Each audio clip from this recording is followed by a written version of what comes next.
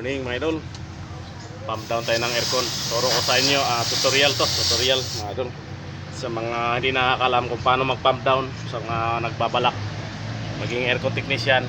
Ayan. May laman yung ano natin is 75 PSI na lang.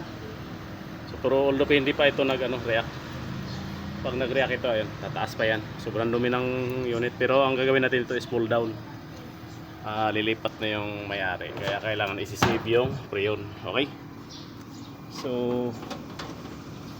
ang gagawin natin dito, allen rinse. Ayan, tapos tap natin sa ayan, kasya okay, then tumas yung karga. So kaandar lang, magre-react na, ibig sabihin magandang kondisyon ng system. So mga idol, so ang gagawin natin, sarado. Sara ko na ha.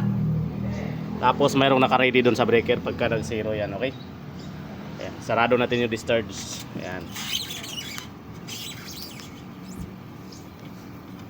Tapos naka-monitor tayo sa gauge, okay? Sa gauge manifold, ayan. Bumababa na yan mga idol. Ngayon quick off. Ayan, maanda rin yun. Off! Yun. So patay na yung system, okay? So sarado tayo sa suction. So ganun lang. Kailangan madalian, okay? So wala nang pressure yan, ayun ang zero na po, okay? So ganun pa man, release natin.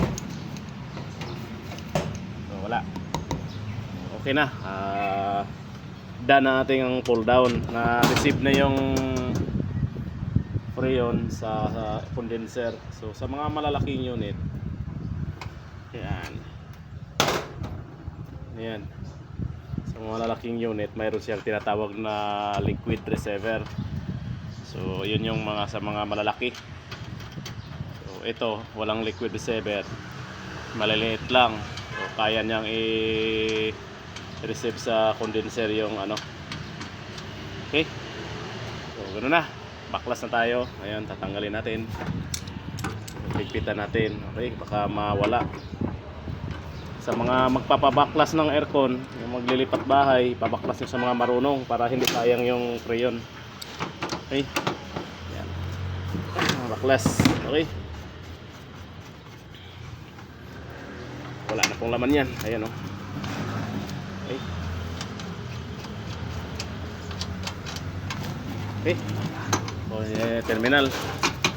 So meron tayong tornilyo, tanggal tayo ng ground, okay? Tapos balik natin sa higpit para hindi mawawala. Tapos line, ayan. Pagka kalas ng wire, balik natin higpit para hindi mawala yung tornilyo, okay? Okay, ayan.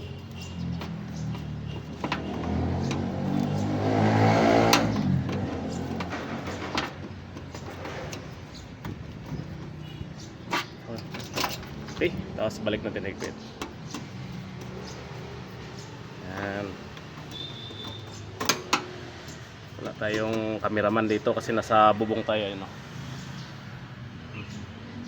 So, kaya nangyayari dito. Ayan.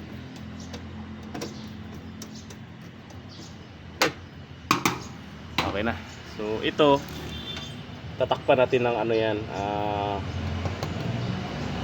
electrical tape, o basta kailangan matakpan bago natin travel para hindi pasokan ng dumi, pati yung piping yung mga gagamitin, para kung hindi man tayo magkabit ng aircon na yan, at least safe pa rin yung system, okay?